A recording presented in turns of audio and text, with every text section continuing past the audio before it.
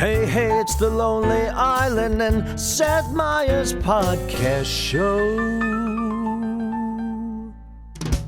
Hey, everybody. Welcome to the podcast. We got one person missing, but two filling in. Hi, fellas. Okay, we're off to a hot start as far as replying to me. Hi. We're joined by a couple of friends of the pod, Will Forte and John Solomon, because they worked on a very memorable short that we're going to get to. But I can also say hello to Andy and Akiva. Hi, guys. Pew, pew, pew, pew, pew. So happy to be here. Big fan. Quite Army. Righteous Kale. I would love to just kick things off by wishing Akiva a happy Naked Gun Day. Today is the official opening of Naked Gun. We're talking to you on August 1st. Thank you. Thank you for wishing that on me. And to you and yours as well. Oh, thank you. I mean, I am celebrating. Maybe not to the same extent as you, but there's certainly jubilation ringing from the many towers of the kingdom. Thank you for putting it exactly that way. You're quite welcome. I have seen many, many accolades. Yes. Oh, accolades. the accolades The are pouring accolades in, are out. Makiba. Yeah. If there's a drink at the Schaffer household today, it's Pina Accolada, right? Is that what you're drinking? Pina Yes. Colada. Oh, Liz is in the kitchen with the blender just cooking those up for me right now. Do you want a mejor accolada? No, just a pina.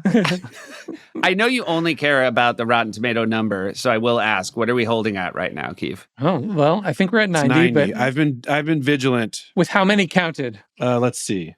I'm going to tell you, it's ever on my phone. Bro, 90 for a studio comedy? Andy, check again, bud. 91, brother! As of this recording, 91% out of 170 reviews. Do you know how many people that is, Seth? That's a lot. 170, dude. That's a lot of reviewers. That means people are taking this movie seriously, which is the best thing in the world for a dumb movie. Forte, you've never done anything that even came close to that, dude. Right? I I know. was going to say, what's the gap? Keith, what was the previous high? Nebraska probably was pretty high. Yeah, no, Nebraska. Don't take all my talking points. I was going to bring Hang on, I'm going to just quickly check Nebraska. 91 on the dot. Oh, Keith. Oh, Ooh, it's tied a with neck Nebraska. and neck. Shit, I'm going to start a magazine. They do have 253 reviews, though, Keith. Oh, 253? Yeah. Shit, that's another 100 to hold 91 is pretty tough. Yeah, you got a long way to go. Interesting. So I have a question. Forte, you just said you're going to start a cinema reviewing magazine. My question is, will you write a negative review about Naked Gun to bring it down a peg or a positive review about Nebraska to bring it up a peg? How are you going to approach this? Because it's a good plan. I mean, do No, both, I'm right?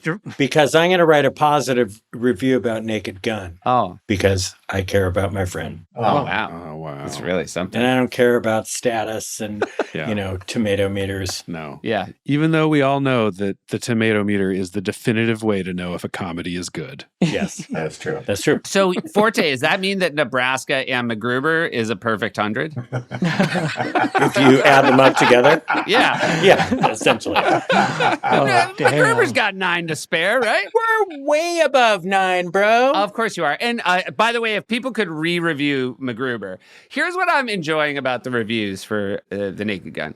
I feel like critics are understanding a little bit the moment, and like now's not the time to try to seem like a smart person by saying this is a dumb comedy. I think they're embracing you can be like, I am a smart person, and other smart people made a dumb comedy that people enjoy, and therefore it does everything it's set out to do, and we should reward that. Yeah. That's what I kind of like about it. I agree, and that's the rarest thing. It almost never happens. Yeah. I never would have dared to wish for this score this high, certainly. Maybe you're ushering in a new era. I hope so. As of this recording, the most important part of what I'm looking at on Rotten Tomatoes is that The Naked Gun is 1 percentage point higher than those fucking assholes Dave Franco and Allison Brie's movie together. Oh, wow. Yeah. Those fucking assholes. Those smug sons of bitches. They think they're so great with their 90% positive. Actually, Dave sent me a really nice email. Oh, they can. It's not They earnest. don't mean it. Oh, it was a trick. But by the way, so like obviously I've read great things about their movie, and they are a real life couple on screen playing a real life couple. That is not how Naked Gun started. No, but also Ooh, that's the a rumor rare. mill doth churn. That's really rare too. People famously don't like seeing real life couples on screen. They're happy to have it be that there's a budding romance from it. The Yeah. start is okay, but a known married couple, it's like watching your parents kiss. Yeah. So the fact that they're at a 90, That's such a small bullseye to hit. So kudos. I'm going to give credit to them as a celebrity couple. I don't feel like they're out there all the time dining out on the fact that they're a couple. Yeah. And Forte, that's why when MacGruber came out, you kept it under the radar that you and Powers Booth were hooking up, right? That's exactly why. Yeah. R.I.P. Yeah. Much love. I wanted to shout it to the world, but it was Powers was like, hey, bud. Oh, speaking of MacGruber, it was my anniversary last night. We were walking down after dinner. Look what I saw. I saw this. This was just Doc. on the city street. As Doc Holliday, yeah? Yeah. My good friend Val is Doc Holliday. Let the record show he held up his phone with a photo of Val Kilmer. Oh, I'm sorry. Tombstone. Yeah. It looked like it was a mural. Yeah. It was a mural. Was it? Yes. Oh, it's a mural on I a couldn't wall? think of the word. Yeah, isn't that? It looks like a picture. It's a very well done mural. Forte's not a full-time P-caster, so he is going to just like kind of hold up his phone every now and then, thinking that's good content, but we're going to jump in and save him whenever we can. Yeah. Was that a little emotional for reals though, Forte? I think I'd feel a little emotional just seeing that. Like, Yeah. Oh, yeah. Yeah. When Forte did the War of the Worlds radio show, he would go, "They're coming, the things." Right. That's right. You would describe him? Oh, don't look at them. Everyone look at them. Run for your lives. Something is happening. They said the amazing thing about Forte's was a day before the other one because nobody killed themselves. Nobody was so worried it was real that they jumped out windows. That's the story about War of the Worlds, right? That people thought it was a real. Yeah. Did people actually kill themselves? I just heard that they were worried it was real. I mean, that might be apocryphal. I don't think anyone jumped out of windows, but it was widespread worry. Definitely a panic ensued. Yeah, exactly. A panic ensued. By the way, John, you were supposed to say trigger warning before Seth said that thing about suicide.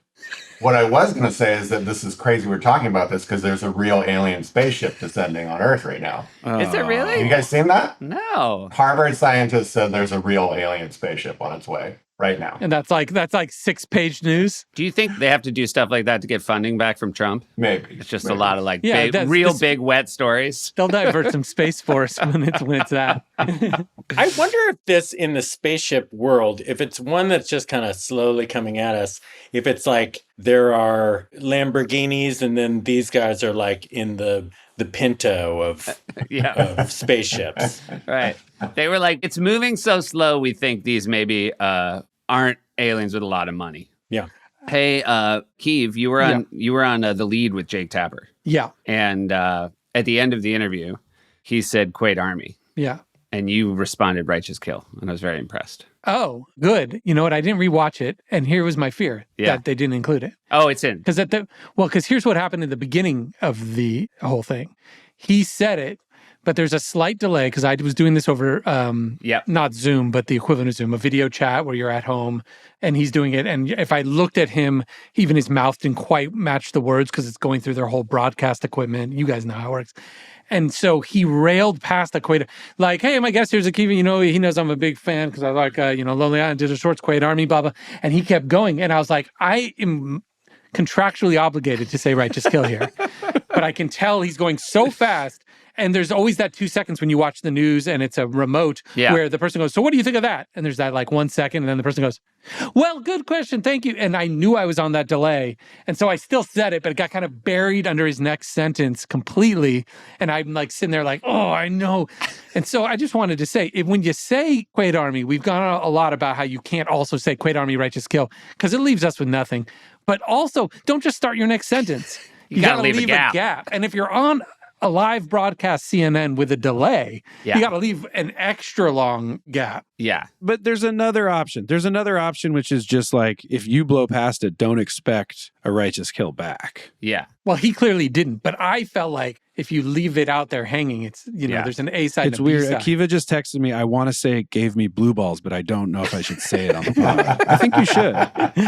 Yeah. Well, I think the important thing is like, if you're a CNN anchor who's going to interview Keeve, Dan Abash, Wolf Blitzer, leave a gap. Yeah. Don't give him the proverbial blue balls that he desperately wants to say, but I think is inappropriate. Oh, but I'm so happy that by the end that I got one in. Now, so yesterday, Liam was on your show, on Seth's show, and I knew he was about to go out there. And I knew that if Liam said Quaid Army, like, "Oh, Seth, so good to be here, Quaid Army," that Seth would have to go Righteous Kill. And then the whole audience would be silent. Like, why did they just do that? There'd probably be like 4 people that would go, "Woo!" And then Seth would be caught in a moment of having to say, am I about to try to explain this unexplainable thing to this audience, or am I going to just blow right past it? And I told Liam, you just blow past, just nod at him, like a knowing nod, and just leave it. You just let Seth flounder out there or handle it gracefully. I don't know. And then Liam is so apologetic because he even practiced it with his assistant, and then he got up on there, and then you were playing the clip of the movie that plays always, and he was seeing a line that he had always wished he had said a different line for. And so, and this is his text to me, like, so apologetic. And he's like, I saw it and I started thinking about, oh man, I wish I had said it this other way. And then it just like wiped his brain clean. Then he sat down and had the interview. And then he got off and was like, God damn it. But he also was so much more apologetic than he even needed to be. He's such a sweet guy. I was trying to be like, oh, this did not matter at all. It was just a prank on Seth. It was fine. It's funny you saying he wanted to do something differently. I went to the premiere in New York City on Monday. It was a great time. Seeing it live was absolutely fantastic. And the thing that I liked is I talked to Liam, and I talked to Pamela, and I talked to Danny Houston, because all three of them have never been in a movie like this and been asked to do this thing. And all three of them had this like loving complaint. It's like, yeah, and then you have to do the alts. And they just complained. And the alts, for people to know, is like when you're doing a comedy movie, you do the scene the way it's been written a few times, and then a bunch of comedy writers are like, now just say this line and say this line. And it's so funny because it's the most that like you're just treated like a seal at the zoo. Yeah. I don't know how many alts he had to do on Marlowe. I should have asked. I mean, Yeah. But to be clear, Seth, when you're a comedian, the alts are like manna from heaven, where you're like, oh, I'm protecting this moment so that we'll for sure Of course. have one thing that works, hopefully. Yeah. And by the way, I explained that to them very early on before we ever started the process, and they were troopers. I didn't get pushback on set, but it is funny hearing afterwards how much they bothered them. Well, it doesn't bother them, but you just realize, like, for them, they were in a different genre. And anytime I think you do a different genre, like, you have to put trust into the genre pros who are working on the movie. Yes. And it was very sweet. Like, all of them, like Danny and Liam were saying, like, they had worked together before. And that made their scenes, like, it was just harder to not laugh at each other. Yeah. And so they would just stare at each other's foreheads in the scenes, which I thought was, oh, that's good. Yeah. Forte, how many alts would you do on Nebraska? I don't know. 100 a second.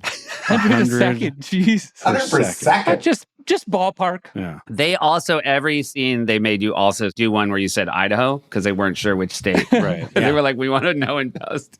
Yeah, they were holding off. Like protecting for PG-13. We don't know if we can clear Nebraska.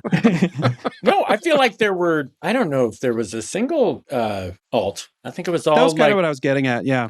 I was implying there wouldn't have been one. So good. We're all on the same page. Yeah. I wouldn't have been sure about that. Alexander Payne is also very funny filmmaker when he wants to be, and I wouldn't be surprised if he kept it loose. You never know. Oh, I don't remember him being like particularly like, oh, you got to say every word like this. But I think he really liked the script going in. And Well, you're famously loose with your scripts, Will. yeah. Hey, I do want one last thing that I really liked is I was talking with Liam and Danny, and Liam was like, oh, this is our fourth film together. And I go, can you name them all? And it was really great because Liam put up a finger, goes, Clash of the Titans. And then Danny goes, Wrath of the Titans. And I was just like, this is the best. What a perfect duo. Yeah. That's fucking awesome. So before you move on, I just want to say the relief I felt in my body yesterday when the reviews started coming in good was like the amount of stress I was holding for months, knowing I was holding the stress, but also not knowing, and then just being like, oh my God, people like it, and knowing how it can go the other way when it has for us in certain instances and how sad it feels. I just want to give a moment of gratefulness of like, because we've talked about how it felt with Hot Rod. yeah. And just being like, oh my God, whether or not it even makes real money this weekend or not, just the fact that like I did my job. Yes. Where it was like, yep, I made the movie. And because if it doesn't get good reviews and then also doesn't perform, then everything can be blamed on the movie. Whereas if it gets good reviews, then you're like, oh, well, the movie's good. And then it's just about the world and the weekend and how whatever other things you want to talk about. But it was like, I felt the relief of like, oh, I don't have to think about that. Yeah. Dude, I think we all have been in that situation where you're super proud of something and then, you feel like reviewers might be watching a different movie, It's like, Yes. So very happy for you. Thank you. And proud of you. Here's some other movies that are out right now that it has a higher score than. This isn't a competition, but go ahead. Materialists. Eat shit. Wow. The Life of Chuck. Fucking die slow. Oh my God. Sinners, you didn't beat Sinners. No, I don't plan on it. K-pop Demon Hunters, as we've discussed, higher. Yeah. 28 years later, suck a butt. Whoa. What else we got? Who else wants it? Lilo and Stitch? Go fuck yourself. These are great pull quotes for the poster. Yeah. For the next round of ads. Really good. Oh, what's up, the bad guys, too? Heard you were going to try and make some money this weekend. Too bad your score is a pathetic 85. Yeah. It would be funny to do a poster with all these quotes and then people say, like, it's weird that they put in that Sinners is higher. Yeah. Well, Sinners is higher. I mean, you got to shout out Sinners. That shit is so tight. Bear stand up. What else we got? Superman? I don't think so, you piece of fart. It is. I'm glad you said that, honestly, Keith, because it is also that thing. And again, we've talked about movies here that are far more respected now than they were when they came out. Like, as much as people tell you, even your friends, people you respect more than and trust more than maybe the critics or the audience, when they're like, hey, man, it doesn't matter what they say. Your movie's great. Like, that is really cold comfort at the time. So it's nice that... Yes. It's like when you've had a terrible breakup and you've been broken up with and your friends are like, she sucked anyways. And you're like crying because you loved her so much. It doesn't help. Hey, I want to say, and we're going to get to John and Will and your short, and we're just so happy you're here. Thank you, dudes. Thanks for having us. I read the comments on the last episode. I wasn't here for the last episode. I read the comments first. Right. And it was really fun to be like, what the fuck happened? Like when somebody just wrote like, oh man, I hope they get Ben Folds to leave a voice note. And I'm like, no, I don't remember Ben Folds having anything to do with a Lonely Island short. That's hearsay. That's Paul Rust's memory of things. I don't know if that's true. Sure. And anybody right now being like, what are they talking about? Go back and listen to the last episode. I just like that somebody at one point wrote, the theme song for Naked Gun is Burlesque for Dogs.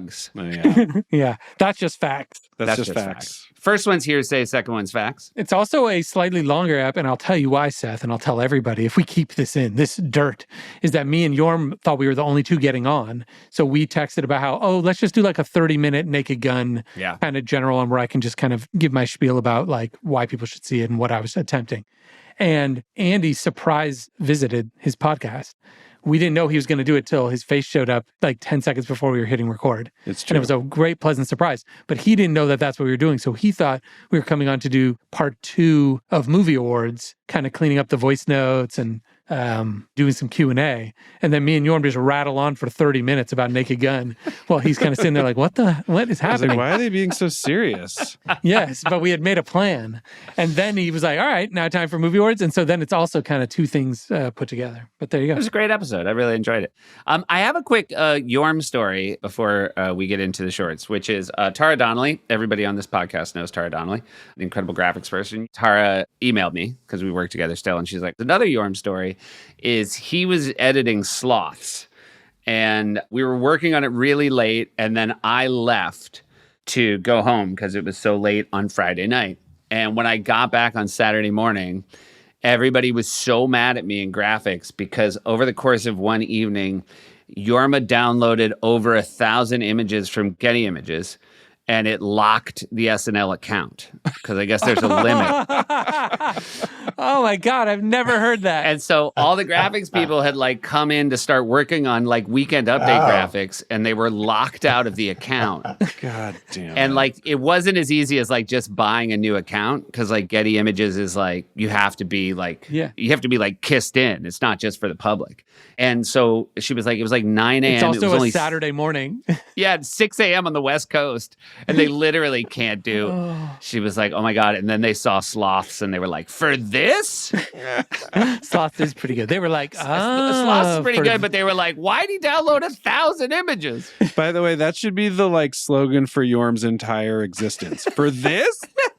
Also, if he put 100 pictures, like slots is like a fun, cheap throwaway, but if he put like 100 Getty images for like $1,000 each, all of a sudden it'd be $100,000. The price could go up fast. He does tend to spend more than he's been budgeted for. Bless his heart. I have to go back just for a quick second to the Tara Donnelly, the MacGruber Photoshop stories. The part that I always remember about that story was, for those who don't know, we had this idea to have pictures of MacGruber like he had done modeling, nude modeling, but it was like, all these sexy erotic photos, and we were going to Photoshop a really small penis onto him. Yeah.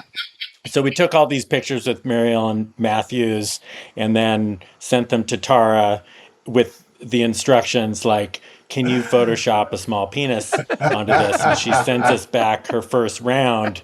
And I was looking at this and I'm like, that kind of doesn't look that far off from my own penis. So we're like, Tara, we said to Photoshop a small penis onto this. And she's like, that is a small penis. It's like, oh. Well, I mean, like jokingly small, like comedically.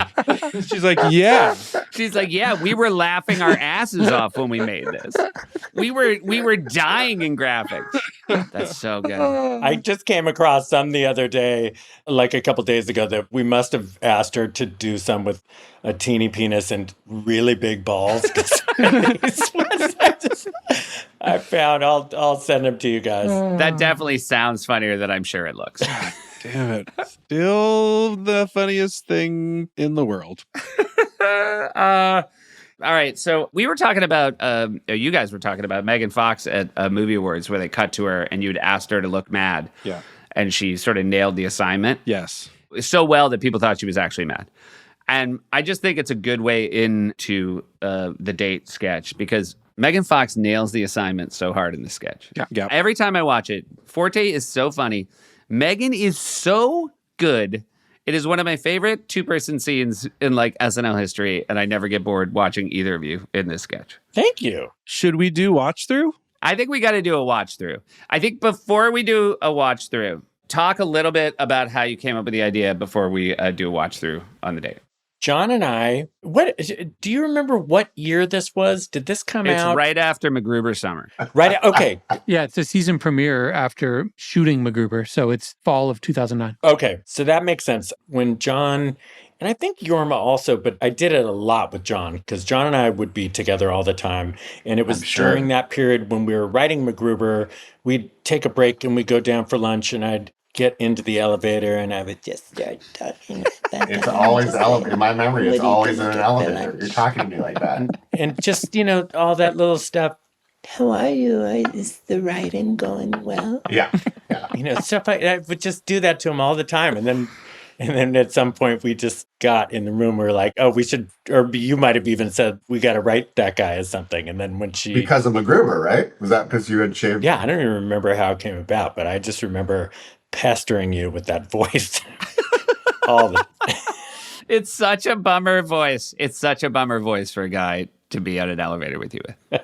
And then you have like a buzzed haircut, Forte. Yeah. Yep. Because of MacGruber, we had to spend the summer in Albuquerque, and if I didn't buzz my hair, I would have had to have, not super long hair, but hair, and then a wig band, and then a wig cap, and then the wig. If I do this, they can put the wig just directly on my head, and I won't get as hot. But it is a season premiere, and it's the first time anyone who's ever watched the show has seen you looking like this. So it's really funny. Like, it's sort of a jarring visual, and then you talk in a way we've visual never heard feast, you I talk. guess you would say, right? It's a visual feast. Not to get into what's about to come, but this guy's a SWAT team member, so it's within the character, really. Mm-hmm. Yeah, that's true. And it's shot on I Ran So Far garden where the piano. Yeah. Seth, you were just on that garden. What floor I was is just it? on there. We were supposed to have our late night summer party out in the I Ran So Far garden, and then it was like a torrential rainstorm. The rain. So instead we did it in like a conference room. But you went up there in the afternoon. It looked very pleasant. Was that a photo you had taken that you shared? Yeah, I did. Yeah. And did you have to get up there by going over a guy's desk through a window? No, there's a proper door now. There is. Yeah. I thought that they maybe did that. Yeah, but you need to ID a step up from the ID that I have. You have to have somebody who's got like extra access to let you out. People have more access in that building than you. You're the host of Late Night. Yeah. You're the king of the building besides Fallon. They take something away from me every year now. Just a little bit. All of a sudden, I'm like, So they took away the key. I'm like, the gym, and they're like, you have to go through the back door. I'm like, Seth, tiny quick sidebar. I want to compliment the croissant sketch. Thanks, buddy. That you guys did on your show. It was so fucking funny. I loved it. Thank you. I'll shout out the Late Night croissant sketch. Might be one of my favorite pieces of like old school sketch comedy that we've ever done. I missed this. It's really fun. And Bays Bays closes it out. It's a lot of our crew doing lines. Everybody was so good. Obviously, the link will be in the show notes. the show notes. Well, yeah, we'll probably play a clip from it like right now. Wait, none of this answers our croissant thing. Maybe our head writer can help. Hey, Bays. It's croissant. That's it. Croissant. You just say it. And then ideally you shut the up and eat it, which none of you will ever do. Yeah, but in France. Nope. Yeah, but my mom says it doesn't matter. It's croissant. That's the word. And so now you guys have heard a little piece of it. You get the gist. I love it. And may I'll turn the compliment around while also complimenting myself a little bit, Andy. Yeah. I did an episode of Digman, you guys. Ooh, my main man. And first of all, I was very happy to be in an episode of Digman. But Chortles. Digman is... I do play a guy named Chortles. Digman is so funny. Thanks, I will write down like 5 or 6 things that make me laugh out loud every episode of Digman. And it's so, just the best. It means a lot that you liked it, and it means a lot that you did it. And don't worry, because it'll be streaming on Paramount Plus. You could buy it right now on iTunes and just pay money. You can. And YouTube TV, if people got YouTube TV. Yeah, I actually have had a lot of people asking me about it because it's on Comedy Central, and many people have cut their cords and don't have cable no more. Yeah. And they don't have the Comedy Central app. Yeah. And they maybe do have Paramount Plus, but there's a syndication deal on it that makes it, honestly, a long time till you can stream it through your normal thing. You have to buy it. Well, wait, I watched it on Hulu, I think. But you probably have live TV. You have live TV on Hulu? That's right. Yes, right. you can. If you have live TV on Hulu, you can get it that way. I'm sure it's on. Anybody who pays for live TV has Comedy Central and can TiVo. Okay. Yeah. Got it. And any place that you can like rent or buy a show, I think it's available. But anyone out there who wants to see it and is having trouble, I apologize. That's just the deal we made. And I am still grateful that the show gets produced and made. And I hope that anyone that wants to see it can find it somehow, because I do really love it. And again, Digman is an Archie. He's a disgraced Archie, and Archie is short for archaeologist. And it's certainly got a patina of Nick Cage on it. Is that fair to say? I think that's more than fair, so. Oh my God. But the hardest I laughed in the last episode, I am going to make you do it, Andy, is they're underwater going through the wreckage of the Titanic. And Digman's partner says, come over here quick. And can you make the noise you made while you doggy paddle over? Oh. By the way, you won't be surprised to know I wanted the doggy paddling to go 10 times longer. And I was talking with Neil, who we make the show together, and he was like, I agree it would be funny, but we would end up having to cut like 6 other jokes. Yeah, because the jokes come fast and furious. I can't believe, just the number of I know it's animated, so this is different, but just the number of locations is crazy. Oh my God, it's so fun. Just action adventure. Support, as I've said, also comes from Quince. I'd been hearing people rave about linen sheets forever, and now I finally get it. I made the switch to Quince, and now I'm obsessed. Insane for Quince. It's the kind of bedding that instantly makes your whole bedroom feel more pulled together. I honestly don't know why I waited so long to switch. Quince's linen bedding is everything people say it is: light, breathable, and soft from day one, which is the day that you want it to feel soft. Woven from 100% European flax. It's the perfect mix of relaxed and refined, and it just gets softer with every wash, which is, like a lot of products get worse with time. Not Quince. So be like me. Snuggle in to European 100% flax. Get cozy, get your room pulled together. It's a great product. You're going to love it. Level up your bedding with Quince. You'll feel the difference right away. Go to quince.com/island for free shipping on your order and 365-day returns. That's almost a year, you guys, except for that we have to adjust for leap years, okay? That's QUINCE.com/island to get free shipping and 365-day returns. Quince.com/island. You must adjust for leap years. Support comes from Wonderful Pistachios. Wonderful Pistachios is the don't hold back snack. They're healthy and they're tasty, so you can snack without holding back. Wonderful Pistachios is the craveable snack that tastes too good to be good for you. Irresistible flavors: honey roasted, jalapeno lime, chili roasted. Bring the heat, the sweet, or the kick to keep you coming back for more. With 6 grams of protein per serving and 0 grams of regret, Wonderful Pistachios are one of the highest protein snack nuts. If you don't believe me, ask Akiva. He didn't send anything in? Great. No shells, no limits. Don't hold back on flavors or convenience. I'll tell you what I like is just eating a ton of pistachios, and I'll tell you what I don't like when I forget to hide the shells, and then my wife comes home and says, "Did you eat all of the Wonderful Pistachios?" And I say, "No, I didn't." And then she'll say, "Well, where are all these shells from?" And I'll say, "Your guess is as good as mine." Visit wonderfulpistachios.com to learn more. All right, so we're going to do a rewatch of, and let me just say, I know we talk about Criterion Collection, and for me, this is Criterion Collection, but this is also a perfect example of Kim's video in that this is one that I feel like not even people who watch SNL, maybe this slipped under their radar. And if there was a young kid who said, "I want to get into comedy," this would be the thing I would sort of slide across the table and be like, this is for the cool kids. Because obviously, based on the podcast I talk a great deal about SNL at work. And sometimes when writers say they haven't seen this, one of my favorite things to do is force them to sit in my office and watch it. All right, get us kicked off here, Keith. All right, I'm about to push play, but is there anything else? So you guys wrote it, you described how you wrote it, and then Solomon, we're up on that deck, and then me and you are kind of co-directing, I would say. Would you agree with that? I would agree with that, yeah. Because you weren't a director on the show yet, really. I had never directed a digital short. No. And I was so grateful, like we talk about on this pod all the time, have something early in the week that we thought was funny that we could go shoot.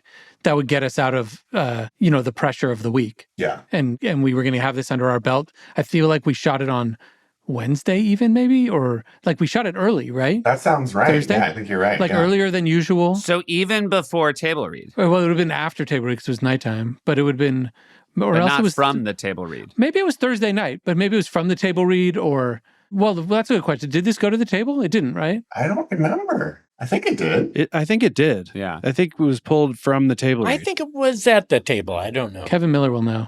But he just did it in the chat. Did anybody see that? He said he couldn't find a script, which means maybe it didn't go to the table. But regardless, we identified that we were going to shoot this, and I remember feeling all the pressure was off. Now we could just go film this scene.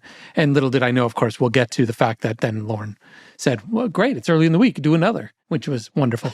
Anyways, so... And boy, did it pay off. So I remember, I did kind of then fully direct this short in terms of cameras and making sure it was shot right. And then I remember, though, it was one of the only ones of any that I did not edit, that then you guys went off and edited while I went and made a whole other one. Mm-hmm. Okay, I'm hitting play.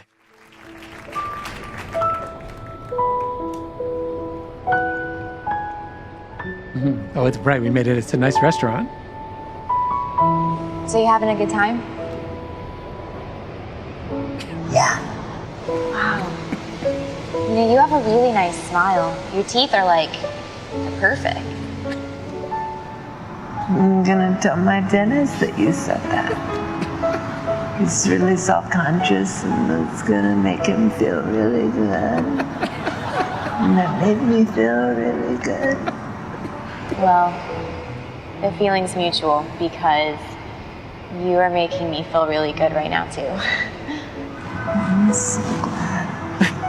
So, how long have you been? Pause it.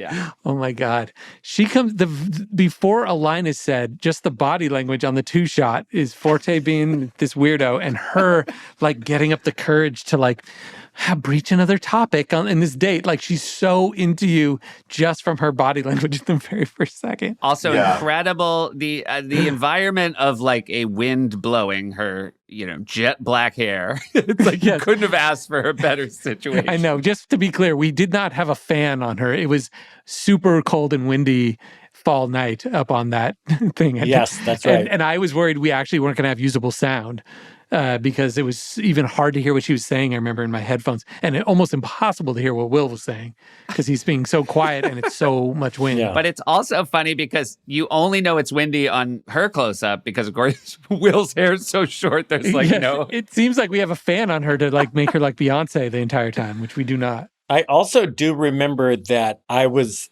slightly bummed because this is my version of doing this loud. Like it was like I had to push the volume. You wanted to be quieter, yeah. Yeah. Yes, on a soundstage, we could have made this more nuanced. Yeah. What was her... I mean, it seemed like based on the performance you got, she understood exactly right away what you guys needed from her. Was that the case? She basically didn't need any performance directing. Just all I remember is how good she was and how pleasant she was. And I definitely don't remember marks. how good looking she was. That's only coming back now. Is that what you're saying, Keith? Yeah, I'm like, whoa.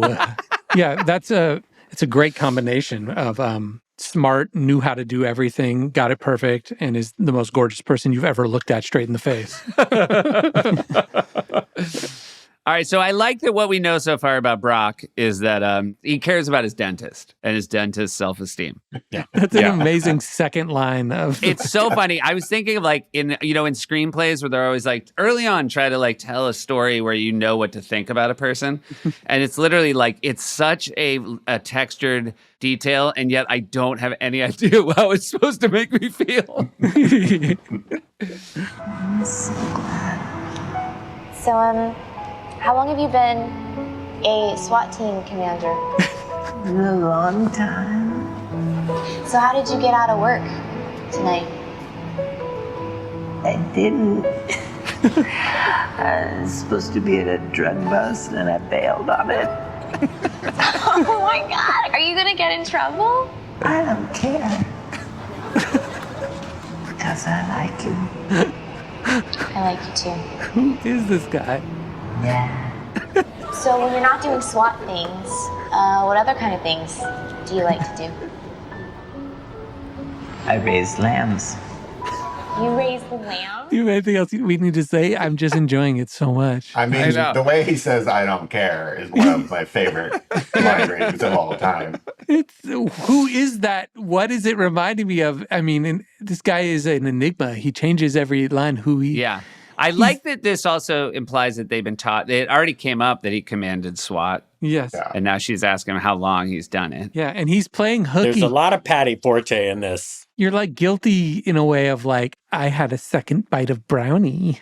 Oh, are you playing Patty Forte? I think there are a lot of Patty Forte mannerisms in here. It's also very funny. And again, Patty's my mom. Yeah, Patty Forte is as Will Forte's mom. My mom is also Patty. Oh, wow. Probably with a Y though, right? No, with an I. Oh, yeah. Have we never talked about it? And my mom is Patty Constantine. The actor. Yep. Yeah. He's excellent. But that's with D's. Yeah. Patty. Oh, yeah. He's with two D's. He's excellent. And a Y. Yeah. And a Y. The thing I realize is novel about her performance, and again, this is Keeve's words that she's the hottest person you could ever see up close. I don't feel that way. Obviously, that's my wife, but Keeve's words. Yeah.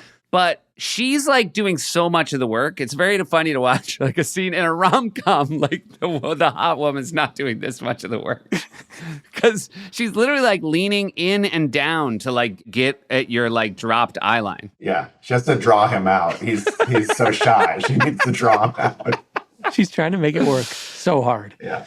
But it's working because he obviously shared with her this thing about how he bailed on the bust. And, the lambs thing, he's a little excited to start telling her about the lambs, but obviously this takes a turn and, comes from a vulnerable place. Spoiler. You raise the lambs? I do. I raise lambs. I have a little pasture and I bottle feed them. And once they get to a certain age, for lack of a better term, slaughter them, and then I sell their meats to restaurants and jerky distributors. That must be really hard for you. It's really hard. I love my lambs. I love them so much. And it's hard. Sorry. I have these nightmares.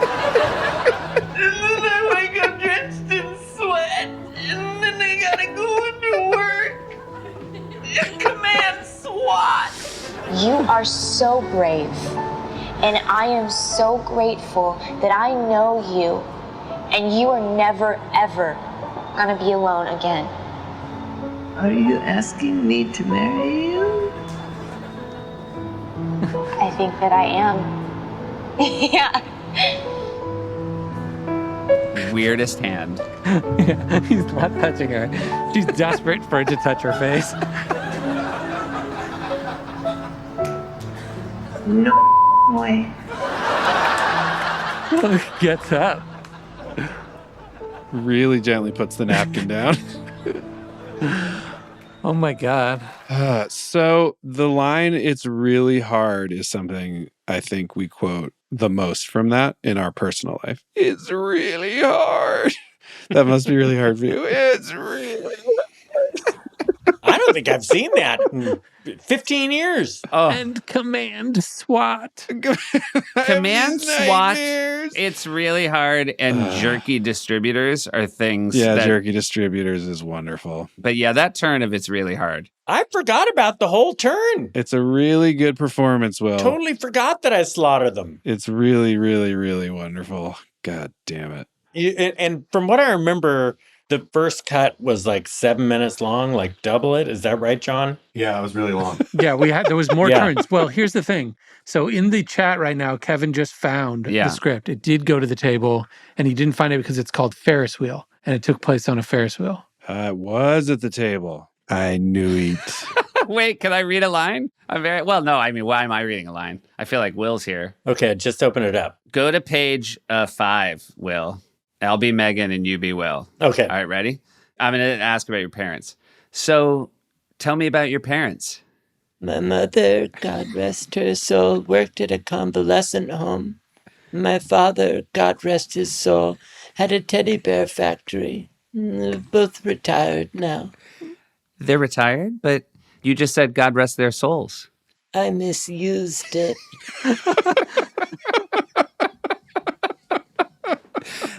That's okay. I misuse words all the time. You do? Like what? Like, oh my God, I can't think of a single example. It's like when you go into a record store and you can't remember any of the stuff you wanted to buy. I like music. All right, then we get back into Lambs. Another thing we have in common. Why she's always looking to connect you guys. Then you're in the Lambs. Anything else? What other great cutscenes are there in here? You also have this line. Oh, I mean, this is a good trim, but I like go to 7, Forte. Yeah. There was a little bit longer line of, it's really hard. I love my lambs. I really do. Oh no, I'm so sorry. I have these horrible nightmares. It's like when a chicken gets its head cut off and the body still runs around. But in my dreams, it's little lambs running around without their heads. Yeah, that's a good cut. I wake up drinking It's a sweat. good cut. That's good. What's the last line? Wait, you keep going. Keep going. And then I wake up drenched in sweat, and then I have to go into work and command SWAT. That's horrible. It's all right. I get a good price for them. And I have the Mercedes now. It's a diesel, but it's still a Mercedes. It's a diesel. You were saying you haven't watched it for a while, Will. Do you remember liking how it played and how it turned out? Yeah, no, I remembered liking it. I mean, certainly the shorter cut is going to be the best. There might have been a couple things I wish were in there. But this, like the main two things I wish I could go back and see from SNL were somehow track down the longer cut of this and track down the longer cut of the potato chip scene. Right. The dress rehearsal was, maybe 2 or 3 minutes longer of that one. But that, of course, is live. Right. Oh, man. Yeah, I wouldn't mind seeing more potato chip also. Yeah. It is. I think those things, when you love something as much as you love, and I love those two sketches, you can both agree, like, yeah, that was the right version. And also, what more do you have? Like, I've been watching this version for 15 years. I'm like, I'd love to watch some other stuff. I mean, Seth, that's why we have podcasts. That's why we have podcasts, Andy. Right? Yeah. Thank you. I'm glad you're the first one to come to that conclusion. I feel like that shows a lot of growth. Yeah, because podcasts are great, and we all agree that it's a great medium. You've been out there. Oh, you've been out there doing your little pods. I've been pounding the pavement. You've been pounding the pavement. Well, I want to plant that Digman seed for people 6 months from now, assuming they don't have Comedy Central. You guys were talking about, what was it? Just like Ackerman basically say that thing about Eminem and how that went viral, like his blog post about Eminem, right? Eminem. He was getting all the accolades. He was getting the accolades for being Eminem. Ooh, and Eminem got all the accolades. I went to a high school that's Acalanes, so for some reason that's always shaded the way I say accolades. Ooh, we know that high school, Bay Area. Accolades? Yeah. Accolades. Yeah. It's a shame Yorm's not here because he loves saying, I do not do it for the accolades, which I think is from Xavier Renegade Angel, maybe? Or it's maybe just a Yormism. Oh, man, that show. So good. Guys, it's really good. And I love watching it. And I think that this will be, I'm hoping this will sort of land in the 10 shorts that I wanted people to watch more at the time that they will watch more now because of this podcast. Yeah. Well, I know that we were very appreciative of you guys, letting us do it. That's your slot that you guys frickin' earned, and to let us kind of take over for a little bit was an honor. And the first one was lettuce, brother. I know, brother, but still. Yeah. And this is a classic Forte Solomon 2-person scene where there's something weird. Yeah. I do think whatever that Kim's video list, it's definitely on there, if not Criterion. But but the Kim's video, it's really at the high level of that list. Yeah. Like I'm trying to think of other examples we've had. I don't know. I guess Tapper and Sure will have to remind us, but it's definitely way up there. I actually will even say this for myself. I remember liking this at the table, and then when I saw it, the edit of it, being like, "Oh God, it's so good!" Like it ended up better than I was even expecting. Yeah. It's just something about it really works. Well, again, it has that benefit because it's a short instead of a sketch. Like the quietness of Forte really plays in singles. Controlling the audio is a huge deal. Yeah. And it plays, though. I mean, people were laughing all the way through. So we probably shot this Thursday, we think, and now it's Friday. And I'm like, you guys are editing. I'm looking forward to this amazing time of just sitting in the edit with you guys and goofing around. You got a good one. It's going to work. You're very happy. It's already happened. Everyone's relaxing. And then I forget what time Lauren said, oh, you have time to do another one. But let's say it was early in the day and we had all day to think of one and we didn't. We didn't have a good one.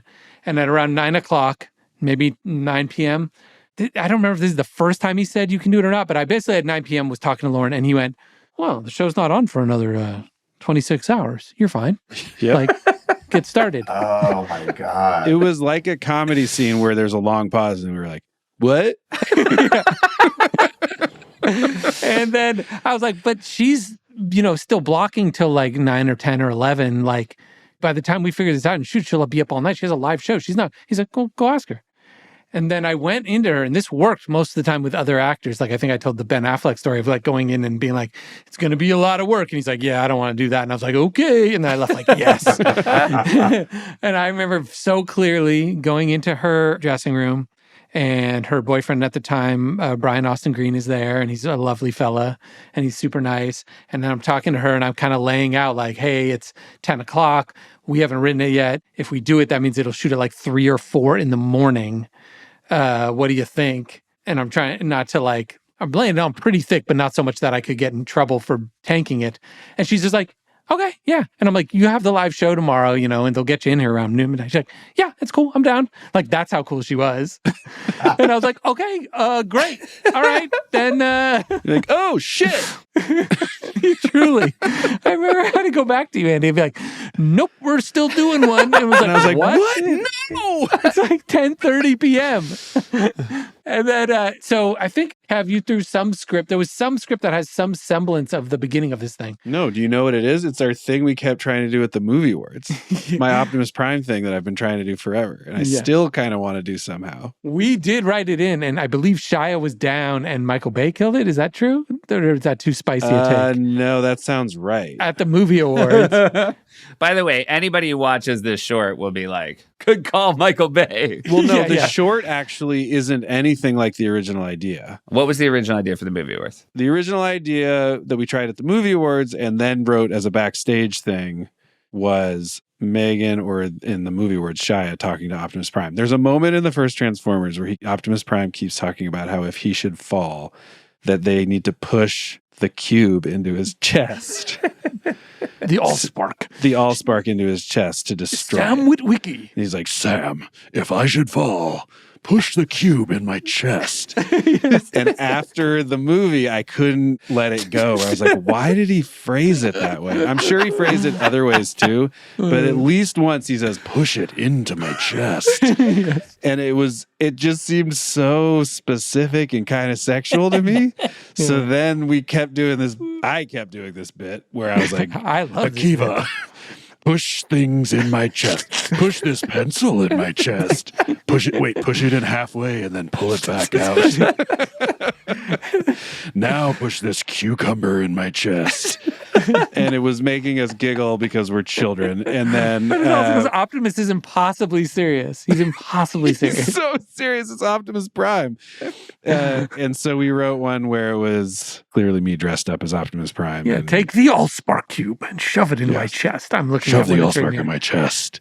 But Andy, just for clarity, on the movie awards, it was just going to be, I remember it was just presenter patter. It was just for him to come out on stage and then Optimus would be up on a screen. Yeah, he's like there to present an award or something. Exactly. So in our backstage one, it was me dressed as Optimus going, we're all in grave danger. Take the Allspark cube and shove it in my chest. Yeah. It's the only way to save us. Shove it in my chest. And then she says she doesn't have the Allspark. Then what about that broom handle? Shove that in my chest. She's like, no, shove it in. I don't see how that would help. Now, quickly, that bottle of malt liquor. Grab it and shove it all the way in my chest. Had this line been memorable enough to the rest of the viewing public that it would have played as... Clearly not at the table read. Right. I don't know. That's a hit us in the tittus kind of a situation. I don't know if people remembered that much. All right, so what we end up with is, like, this is the perfect example of you guys under the gun. Lauren won't take his foot. Well, we know we can only shoot in a hotel room or backstage at SNL. Those are the two options. We're back to the flat hotel. Yeah, so they were like, just book us a room. We're like, let's not use any crew. So it might have been 4 people just to have lights on in some way. Yeah. We knew Bobby would be okay to come hang out for the night. Like, the people that are willing aren't going to be giving you side eye for staying up until 6 a.m. on a show night. Right. And then Brian Austin Green was going to be there anyways. Yeah. Because he was hanging out. And we were like, oh, you want to do something? He's like, sure. And we're like, great.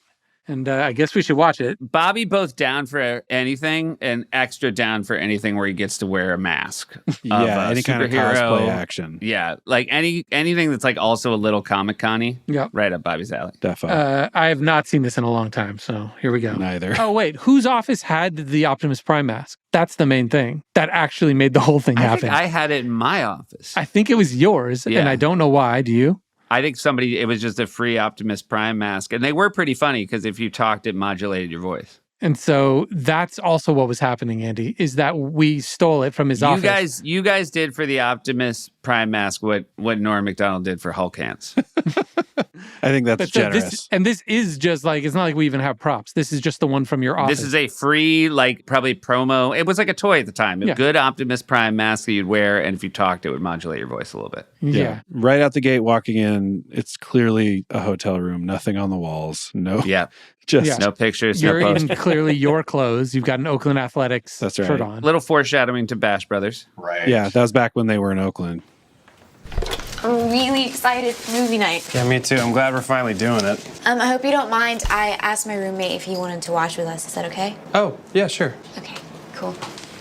Hi, Optimus. Megan, I am pleased you have returned. Who is your friend? Just for people at home, it's Bobby in a bathrobe and like thin pajama kind of pants. No shirt, clearly, wearing an Optimus Prime hat. I mean, the thing we just talked about. Full mask, yeah. A full helmet, essentially. Just pretty stiffly sitting on a couch. Your friend. Oh, Optimus, this is Andy. Andy, this is Optimus. Hi.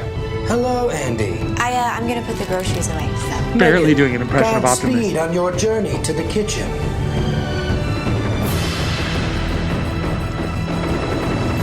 So, Dude, you need to get the out of here. what?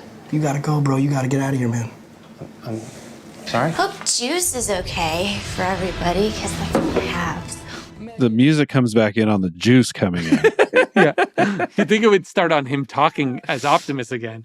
Also kind of weird that we chose, I guess because she's in Transformers, the cell, but Megan and I playing ourselves. Yeah, well, she clearly met Optimus on set and was like, we definitely get there. And was like, hey, he's like, I need a roommate. Well, I could come live with you. Oh, I love it, this guy. It's Optimus on set. Okay. Why did it come back in on the juice, though? Sorry? Hope juice is okay for everybody. Triumphant music. Megan, juice sounds like a wise choice, for no one will be thirsty tonight. Thanks. I'm so excited to see this movie. Such a small couch. Hey, can I talk to you for a second? Yeah, let me get the popcorn first. Megan, the fate of the planet. Dude, I will you up, man. You need to bounce now. Are you serious? Popcorn. Oh, Megan, can I actually ask you something in the kitchen? Yeah. What is the deal with your roommate? What do you mean, Optimus? Yeah, I mean, does he wear the mask all the time? He's Optimus Prime. We met on the Transformers set. He's eating popcorn. Andy, he's my roommate. Don't be jealous, okay? Okay. Whoa! Oh, Optimus, it happened again. You transformed. Oh, no. He's full robe open, just blurred private. I didn't remember. He's just lying very limply on the couch. Yeah, with his robe just up. cut to him eating popcorn fully clothed. Just dick out. He transformed. Optimus, it happened again. You transformed. Oh no, how embarrassing. I transformed without even realizing it. I guess I'll transform back. Wait, what? Hands in the air. This is a robbery. Bumblebee, what are you doing? Sorry, old friend. Now hand over your energon cubes. Don't do it, Optimus. She's in the movie somewhere. Step aside, Megan. I'll take care of this.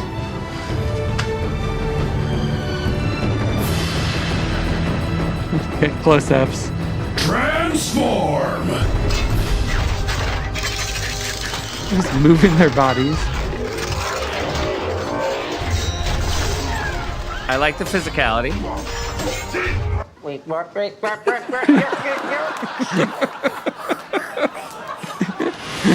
Both naked. Oh, wow, a credit sequence.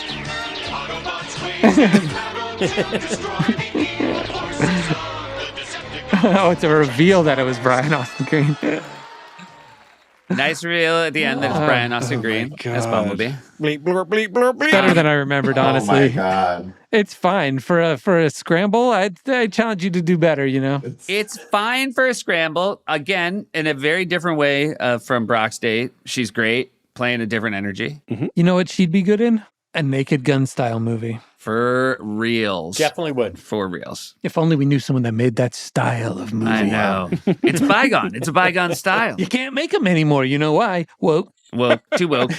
But again, I liked watching it. Second time watching it today. It is a weird, second one to have when you have Brock's date first. Yeah. Well, I think it wasn't until I bet you at dress it was reversed. Where did ours play? Oh, second to last. Yeah. Yeah, that's about right. Yeah. It's also you just mean because they're both kind of dates, but it is what happens when a male host or female host that is an object of hotness comes on the show. Yeah. Where all of a sudden there's always a lot of, date, like when Jacob Elordi, when he came on The bar mitzvah boy. No? Okay. I was thinking of a different Jacob. There's only one bar mitzvah boy in my world, and that's Vanessa Bayer. That is exactly. But yeah, it's what always happens a little bit. Yeah. And so our short was trash. So it was good to rehash that.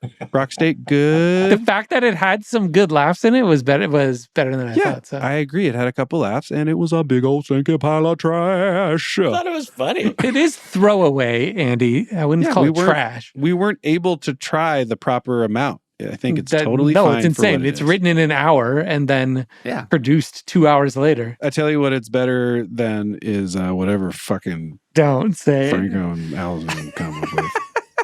They're like, hey, here's a couple cameras, and Megan Fox, do whatever you can come up with, losers. Have fun getting 90% on Rotten Tomatoes with it, you fucking shitheads. You know what? I'm going to reply to Dave's very kind email and ask him for a voice note about this. Yeah, good. You guys, little peek behind the curtain. I love those guys. Andy, will you sing me a real quick song before we wrap it up? It's sort of Seth's corner, but it's for a sketch that ate so much shit it didn't even go to dress. Yeah.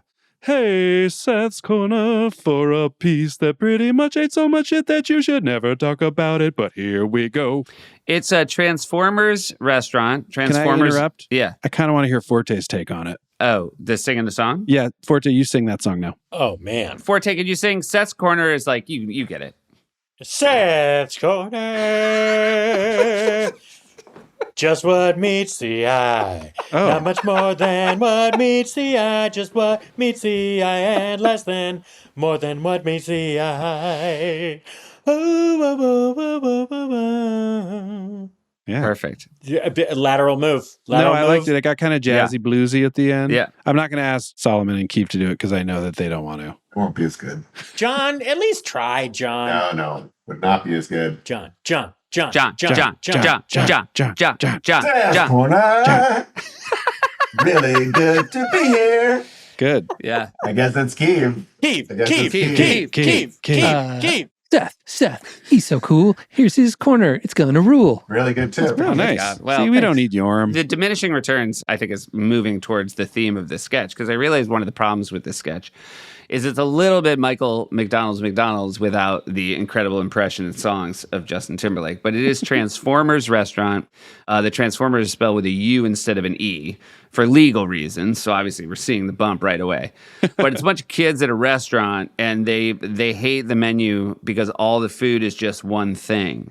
And then Megan Fox comes out and says, tired of food that doesn't turn into something else. Why not come down to Transformers? All the food here turns into different stuff. Good. So it's like a hamburger turns into a taco, but then it would just be that we would do a stop motion of just the hamburgers kind of folding into weird taco shapes. So it just ended up being like the worst versions of things. And I like that as a jumping off point, Seth Lee. It's not bad. If they had figured out the look, I think it would have worked. And I think there were probably too many. In the same way, Keith, that you were saying, like, we probably fell into the trap of like date sketches. I bet there were like 50 to 60 Transformer things at the table. Here's what I'll say, though. I think if it had been a pre-taped commercial parody, you could have controlled it more and it would have worked. Yeah, I think it would have worked. But I do like, I'm going to read one section. Can I do Andy's take on Seth's Corner? That's good. Well, there we go. Look at this. I mean, we missed Yorma, but it was really delicious having you two join us. Thank you. Thank you for having us. Now, Yorm's not here, Keith. Mm-hmm. Should we do the thing we do every week, which is asking everyone what they have on their Gindle? Oh, yeah. Let's do Gindle. A Gindle check. What's on your Gindle? Do you know what Gindle is, guys? It's a Kindle? Yeah. It's the gist of your Kindle. So, like, we don't want to hear all about the books. We just want, I'll kick things off. Garfield, choose the fat. We don't really end with like a letterboxed thing. It's I guess you could say we're spoofing podcasts with that. That's fun. Like a hilarious spoof. Okay, so yeah. Up next is Ryan Reynolds and Third on the Ground. Ooh, a goodie. Oh, yeah. Plenty to talk about. What do you think? What was Ryan Reynolds promoting in the fall of 2009? Green Lantern? I was going to say maybe Green Lantern. Could be the rom-com Just Friends. Could be. Are you just spitballing or are you looking at the internet? I don't know the answer and I'm not looking. Well, look, that's next week. We don't have to worry about that now. Be free. Be easy of that. Be free. I'm very excited to talk about that one. Yeah. Guys, Axel. Who am I looking at there, Seth? Who is that? Who are you? Axel. Someone got a summer haircut. That's a Brock cut. It's kind of a Brock cut. Yeah, someone got a buzzy. Wait, Andy, I don't want to hear it. Yeah. Andy, I'm going to put you on the spot. I'm not wearing the headphones, so I won't hear it. Okay. Tell Axel what you think about Frisbee. Tell it to a child's The best face. dog. The best sweetie little dog. Oh. Don't you think? No. You don't like Frisbee? She's dying, so I don't. Yeah, same here. Same page, no, brother. That's why not. Dang. Burning hellfire, Frizz. Shit. This is getting too dark for me. I can't take it. But everyone saw, I was trying to be a good person, Yeah. You definitely were. I was proud of you, Andy. That was Thank nice. you, Will. It means a lot to me because I know you're a very moral and good guy. Throw on the original Naked Gun theme song, the jazzy big band thing. Yeah. And see in front if of it Frisbee makes, and see if it's see if it brings her back that to life. burlesque will come fast. Yeah, burlesque. See if she starts humping. Is Frisbee really dying? She's just really old. She's not actively dying, but Okay. I would say that even a 7-year-old who's not a vet is like, last days? All right. Special thanks to our guests, Will Forte and John Solomon. Thanks, guys. Thank you to the hosts. We love you guys and we miss you. Yeah, love you. I have a Love you guys. Love you guys. Very excited for Naked Gun. Congrats. thank you. I have something to play, and this came in while we were recording. Later, Quades. Oh, it's good. That's a Liam later, Quades. Yeah, it's a Liam later. Oh my god. So I think we have to go. Our new out, Arnold, Liam, and then remember I said I'd get Love You Quades from the next guest I had on my show. Oh shit, our Monday guest. All right, you guys ready? You can tell me who you think it is once I play it. Love you, Quades. It almost sounded like Efron or somebody in that world, but I don't know why would he be promoting. Bradley Cooper. Sandman. It's the Sandman. What? That's Sandler? That's Sandler, and I also got Bad Bunny saying it in Spanish. Te amo, Quade. I love you, Quade. Oh, man. Doesn't get any better than that. I have been watching Happy Gilmore too. I've been watching it while I work out, so I got one more workout to watch the end. But God, I'm loving it. It's so funny. Freaking So many good. laughs. It is so funny. It's so funny. By the way, Bad Bunny, really funny in it. Really funny. Yeah. He's really funny on SNL, too. Also, his album is so good. I also love when an international superstar is like, I'm going to play a low status person. I think that's the best. I was late to his most recent album, and it fucking goes, as they say. Really like it. Say hi. Hello. Hi. Ask her about Frisbee. Do you like Frisbee? No. No? No. No. You don't like Frisbee either? Yeah, no one does. Okay, great talking to you. She said, no. She shook her head. Poor dog. Yeah. All right. All right. Love you guys. I feel like the fact that all my kids are coming out of the shower. I gotta go. Bye, dudes. All right. Love you guys. All right. Later, Quades. Love you, Quades. Love you guys. Love you. Bye. Later, Arnold. Later, Quades.